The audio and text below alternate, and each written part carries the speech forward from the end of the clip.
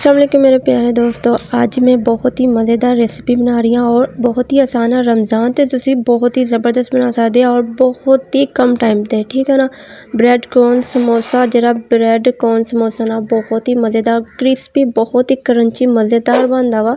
अच्छा, इन्हें मैं बनाया किदा वा, एक आलू लिया, उहदे विच मैं हल्दी और थोड़ी जी लाल मिर्च पाई है, ठीक है। नमक ये ऐड करूँगी और हस्बे ज़रूरत नमक इस्तेमाल करांगे और गरम मसाला हाफ चम्मच, ठीक है ना। और ये मैं जो चीज़ ऐड करूँगी बहुत ही मज़ेदार, ये चिकन पाउडर बहुत ही मज़ेदार खुशबू आती है, बहुत अच्छा टेस्ट आता है इतना। और सफ़ेद मिर्चा जी थोड़ी जी ये मैं ऐड कर लूँगी। ये थोड़े जे बहुत अहम स्टैप आ जो तुसी फॉलो करोगे तो बहुत ही मज़ेदार रेसिपी बनूगी। अच्छी जी यदी मिक्सिंग करनी है और बहुत ही मज़ेदार यदा जरा टेस्ट होगा। अच्छा जी, दूसरा स्टैप है ब्रेड दे जेरे कॉर्नर वगैरह ना, ब्रेड दे किनारे और मैं कटिंग कर लूँगी, ठीक है ना। और ये तुसी ज़ाया नहीं करने, ठीक है ना। बहुत ही काम दी चीज़ है, इन्ना तुसी ब्रेड क्रम्स बना सकते हैं। थोड़े जे मैं एक्स्ट्रा लाऊंगी इन्ना ताकि ब्रेड क्रम्स भी बन जाएंगे और मेरी रेसिपी भी बन जाएगी, ठीक है ना। और माशाल्लाह बहुत ही अच्छी तरह इसकी कटिंग हो चुकी है। हुण इस टाइम तुसी की करना, इन्नू हल्का जिहा ना तुसी बेल लेना वा, ठीक है। बेल लेना हल्का या तुसी बेल लोगे ताकि आप पतली हो जाएगी, मोटी नहीं रहेगी, ठीक है ना। और ये जरा समोसा बनेगा ना बहुत ही मज़ेदार बनेगा, ठीक है ना। यदि फीलिंग जी तैयार करनी है ना, तुसी दो शेप दे सकते हैं इन्हों, ठीक है ना।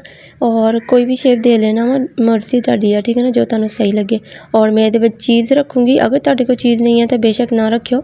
और चीज़ ना बहुत अच्छा टेस्ट आता। और थोड़ा जिहा मैदा लगा लूँगी, ठीक है ना, ये और ताकि अच्छी तरह चिपक जाए। आ देखो, और बहुत ही अच्छी तरह इन्ना चिपक जाएगा। और यदि स्लाइस तुसी बहुत ही अच्छी तरह बना सकते। आ देखो, अच्छी तरह कवर हो जाएगा, थोड़ा जिहा दबा देना ताकि ये किनारे अच्छी तरह चिपक जाए और बहुत ही अच्छा इसका टेस्ट आएगा। बाकी भी मैं इदा रेडी कर लूँगी। दूसरी जी समोसे वाली पट्टी और समोसा जरा बनाना वा वो भी पैक करांगे, ठीक है ना। बहुत ही मज़ेदार इसका टेस्ट आएगा, बहुत ही मज़ेदार लगते हैं। तुसी शेप कोई भी दे सकते पर टेस्ट अच्छा आना चाहिए वा, ठीक है ना। और अच्छी तरह इतने मैं मैदा लगा लूँगी पहले। उन्होंने मैं इहदा कोन बनाऊँगी, समोसा कोन जिदा आप बनाते हैं। और ये भी मैं चीज़ रखूँगी, अगर चीज़ नहीं रखना चाहते बेशक ना रखियो और टेस्ट अच्छा आता वा चीज़ का भी। फिलिंग वगैरह यदि तैयार हो चुकी है और कोटिंग वगैरह जो करनी है और मैं तुहानू शेयर कर दी हाँ, ठीक है ना। थोड़ा जिहा नमक पाया मैदे ते और ये पानी ऐड करूँगी, आधा कप मैदा वा, ठीक है ना। और ये पतली ये तुसी लिक्विड जिहा बना लेना, बहुत ही पतला होना चाहिए वा। और आ देखो माशाल्लाह ये अंदर बहुत अच्छा टेस्ट आएगा। खुशबू वास्ते ये मैं पाऊँगी पुदीना, ठीक है ना, खुश्क पुदीना वा ये ऐड कर लूँगी। और बहुत ही मज़े की यदि खुशबू आएगी ना, माशाल्लाह इन्ने ज़बरदस्त इसका टेस्ट होएगा। और रमज़ान ते तुसी बहुत ही आसानी ना बना सकते हैं, बहुत ही कम टाइम लगता वा, ठीक है ना।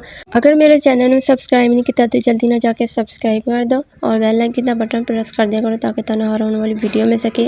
अच्छा जी, हुण ये मैं डिप करूँगी अच्छी तरह। माशाल्लाह जरा पुदीने की खुशबू आ रही है ना, बहुत ही मज़ेदार आ रही है।